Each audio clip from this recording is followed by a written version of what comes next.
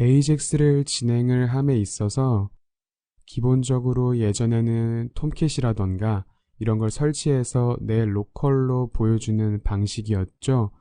그런데 지금은 웹 호스팅에서 어차피 운영될 사항이기 때문에 XML, 자바스크립트, 제이슨이라던가 이런 부분은 다 호스팅 정보에서 하겠습니다.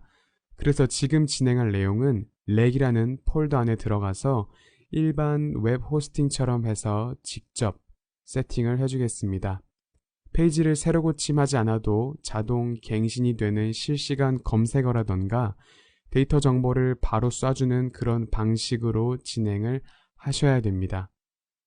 그러기 위해서는 스크립트 언어는 기본이라고 알고 계시면 됩니다. 웹 호스팅 환경에서 하기 때문에 지금 도메인 주소 맞고요. 해당 렉 폴더라는 곳에서 모든 게 운영이 될 것입니다. 그런데 혹시 기본 HTML이라던가 인덱스 HTML 이런 부분을 모르실까봐 자료를 저장하는 방법을 먼저 알려드리도록 하죠. 문서 형태는 HTML5로 해서 진행을 할 건데 저장 방식도 두 가지가 있습니다. EUCKR로 하는 방법과 UTF-8로 하는 방법인데 한글이 깨지지 않으려면 우측 하단에 보시면 안시 모드가 있고 UTF-8 모드가 있는데 UTF-8로 하셔야 메타 태그 UTF-8이었을 때 한글이 안 깨집니다. 그런데 EUCKR로 했다. 그러면 UTF-8로 하는 게 아니라 지금처럼 안시 모드로 하셔야 돼요. 저장하는 방법은 제 로컬에다가 저장을 하는 게 아니라 호스팅하고 있는 웹 서버에다가 저장을 할 건데 지금처럼 이런 아이콘을 누르면 원격 저장을 만들 수가 있고 이 아이콘이 만약에 없다면 파일에 FTP의 원격 저장이라고 있습니다. 눌러서 저장을 할 것입니다. 이렇게 파일명을 해줄 건데 이렇게 해서만 안 되고요. 반드시 인코딩 방식을 선택하셔야 됩니다. 기본으로 문서 인코딩은 따로 정해주지 않으면 안시로 되니까 현재 아까 제가 설명해 드린 것처럼 UTF-8, 현재 HTML5에 대한 기반이거든요. 이렇게 해서 사용하기 위해서는 UTF-8로 설정을 하셔야 됩니다. 안시로 하셨다고 하면 한글이 깨짐을 방지하기 위해서는 이것을 EUCKR로 반드시 변경을 해주셔야 돼요. 그래서 UTF-8로 해서 저장을 할 것입니다. 적용을 해주시면 이렇게 AJAX라고 해서 내용이 나옵니다. AJAX를 하기 위해서 자바스크립트 기반을 모르면 안 되죠. 가장 많이 사용한 부분을 제가 하나하나 가져와서 아주 상세히 설명을 해드리도록 하겠습니다. 제일 먼저 자바스크립트 소스를 출력하는데 이 부분 아이콘을 누르시면 뜨는데 소문자로 변경을 해주도록 하죠. 대소문자 구분은 필요가 없지만 그냥 소문자로 했고 이 부분 주석 처리를 왜 하는지는 자바스크립트 입문에서 알려드렸습니다. 제일 먼저 알려드릴 것은 함수를 먼저 정의를 해야 돼요. 그리고 사용할 함수 이름을 따로 정의를 하는 거죠. 알려드릴 부분은 띄워주는 알림창 같은 그런 기능입니다. 이 myAlert이라는 함수 이름을 제가 정의를 해서 만든 것이고 여기에 이제 구현을 할 때는 실행을 여기다가 해야 되겠죠. alert이라는 것은 자바스크립트에서 기본적으로 제공을 해주고 있는 내장 함수라는 것은 아실 테고요. 문자열로 해서 AJAX 강의입니다 라고 띄워줄 것이기 때문에 Ctrl S를 눌러서 저장을 한 것이고 그런데 지금은 선언만 됐기 때문에 이것이 구동이 되기 위해서는 이것을 불러줘야 합니다. 불려진 이것은 이것을 통해서 알림창으로 이것을 출력하게 되는 거죠. 현재는 사용을 하기 위해서 준비를 해 놓은 상태이고 실제로는 아까 말씀드렸듯이 함수의 이름을 불러줘야 됩니다.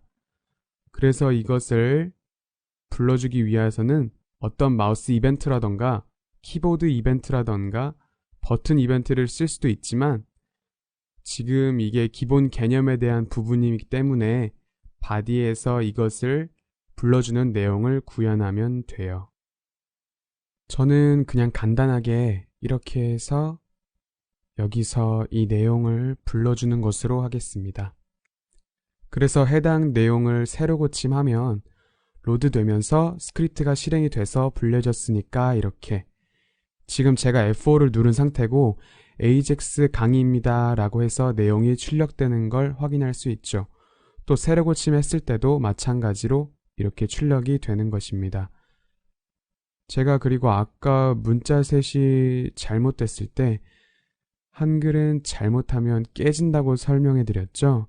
문서 저장하는 인코딩 방식과 메타 태그의 선언 방식이 다르면 지금처럼 이렇게 한글이 깨져서 나옵니다. 제가 이 부분을 일부러 EUCKR로 바꿨습니다. 그래서 지금 같은 경우도 다시 새로 고침한다면 다시 한글로 바뀌어서 출력되는 기본 중에 기본을 알려드린 겁니다. 다음 이제 내용 알려드릴 것은 confirm 함수라는 겁니다. 그래서 지금 가장 처음에 한 부분은 제가 간단하게 이렇게 구분선으로 이렇게 추적 처리를 해서 막아 놓을 것이고 이 내용은 이제 썼으니까 삭제토록 하겠습니다. 이것도 마찬가지고 그래서 함수를 또 하나 만들어 줘야겠죠. 이렇게 함수명을 만들어 주고요. 그리고 이제 시작을 해야 되니까 이렇게 만들어 주죠. yes나 no냐. 즉 이 스크립트 상에서 인식은 한글이나 영문을 모르니까 0과 1, true냐 false냐 그것이겠죠. 당연히 확인은 true겠고 false는 취소일 겁니다. 그래서 varc 이거 왜 var을 쓰는지는 자바스크립트에서 전역 변수 설명해 드렸을 때 강의가 있을 겁니다. 그 내용을 숙지하시면 전역 변수와 지역 변수의 차이를 정확히 아실 수가 있는 거죠. 이렇게 변수를 만들어 주고 또 하나를 만들어 주겠습니다. a라는 변수에 10이라고 하고 또 b라는 것도 하나 만들어 주도록 하겠습니다. 이 값을 가지고 이제 계산 작업을 또 할 수가 있는 거죠. c라는 변수는 확인됐을 때 어떤 값을 눌렀느냐, 그래서 실제적인 confirm 함수를 써주는 거죠. 이건 지금 제가 정의한 함수고 confirm이라는 원래 함수가 있죠. 그 내용을 이렇게 문자열을 만들어줘서 사용자가 확인을 할지 취소를 할지 물어보는 거죠. 이건 줄바꿈이라는 것은 다들 아시는 사항이 되겠고 일단 기능은 아직 만들지는 않았지만 이것을 불러오면 출력이 되겠죠. 그래서 여기다가 이렇게 부르는 것을 만들어주면 이 내용이 나온지만 확인을 해보도록 하죠. 새로 고침해서 보면 해당 문구가 나오고 줄바꿈이 됐죠. 그리고 이제 확인이냐 취소냐 질문창이 만들어졌습니다. 그래서 확인을 눌렀을 때와 취소를 눌렀을 때 그런 사항을 해보도록 하겠습니다. 사용자가 눌렀을 때 어디에 저장됩니까? C값에 저장이 되죠. C에는 true나 false가 들어있을 테니까 if문으로 해서 현재 스페이스를 누른 건 아실 겁니다. C라는 값을 주고 그럼 이제 A와 B 값을 출력을 해주면 됩니다. 그런데 이 보여줄 방법을 크게 두 가지로 정의를 해야 되죠. alert로 해서 알림창으로 띄우느냐 아니면 document write로 해서 문서 자체에 띄우느냐 그걸 선택할 수 있습니다. 그래서 지금 alert은 했으니까 document write이라고 정의를 해보겠습니다. 그런데 지금 결과만 보여주는 것도 괜찮지만 어떤 메시지를 출력해 줄 수 있게 하겠습니다. 아까 여기에서는 alert로 해서 줄바꿈 태그가 먹히질 않죠. 그래서 이렇게 만들어 준 거죠. 지금 바닥글에 내용이 들어가서 HTML 문서 자체로 들어가기 때문에 BR 태그는 적용이 됩니다. 그럼 이제 거짓을 선택한 경우가 또 있겠죠? else가 바로 그 부분인데 이렇게 거짓을 선택했을 때는 똑같이 일단 넣고 내용만 변경을 해주도록 하죠. 수정해줄 부분은 이번에는 빼기죠. 빼기를 선택했고 이것을 빼주게 되는 겁니다. 한번 저장을 한 상태에서 새로 고쳐보고 확인 누르면 더하기를 선택했다고 하고 바닥글에 지금 내용이 출력된 거죠. 25가 만들어졌고 취소를 했을 때는 -5가 만들어지는 것을 확인할 수가 있죠. 그리고 알럿이 아닌 어떤 값을 선택했는지를 프롬프트에 띄워주는 방법도 있는 걸 아실 겁니다. 그 방법을 실습을 하기 전에 이 내용은 지금 종료를 했으니까 잘라놓고 이렇게 저장을 해 놓겠습니다. 여기 이제 프롬프트를 들어가도록 하죠. 제일 먼저 함수를 새롭게 생성을 하는 겁니다. 그래서 펑션 myPrompt, 즉 myPrompt가 함수 이름이 실행이 되는 겁니다. 그래서 여기다가 변수를 정의를 하는 거죠. 값을 받아서 처리할 변수를 만들어 주시고 그래서 이것을 가져다가 작업을 해야 되니까 붙여넣기를 합니다.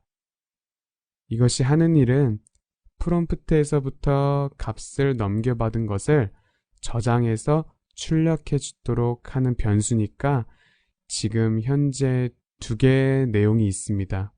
첫 번째는 어떻게 하십시오 라고 해서 프롬프트의 내용이 출력되겠고 이제 입력되는 값의 기본적인 내용을 출력하는 겁니다. 괄호를 열거나 닫는 것을 전혀 하질 않았습니다. 그래서 이 값이 그 결과값을 받을 거 아니에요? 이제 받아서 처리할 방법을 하겠는데 아까 우리가 했던 도큐멘트에다가 하는 부분, 이 부분이 출력될 수 있게 이렇게 한다면 문서 바닥에 이 값이 입력돼서 전송을 받는 거죠. 또한 이것을 알럿을 이용해서 할 때도 마찬가지로 이것을 가져다가 쓰면 되는 것입니다. 그럼 이제 사용할 수 있게 실행될 내용을 가져와야죠. 이렇게 만들어진 내용을 가져다 쓰는 겁니다. 그래서 저장이 됐고 새로 고침을 한번 해보면 기본 값은 어떤 사용자가 넣을 값이에요. 내용을 입력하세요 라는 것은 고정 값이고요. 그래서 예를 들어서 이 내용을 제가 복사를 하겠습니다. 저장을 하고 다시 한번 새로 고침을 해보죠. 새로 고침을 해서 입력을 하라고 했으니까 입력을 했어요. 그러면 이렇게 팝업이 뜨죠. 아까 알럿에 대한 내용이 떴습니다. 그리고 확인을 눌렀더니 도큐멘트에 대한 내용이 떴습니다. 기기별로 또는 브라우저 버전별로 약간의 차이가 있을 수 있습니다.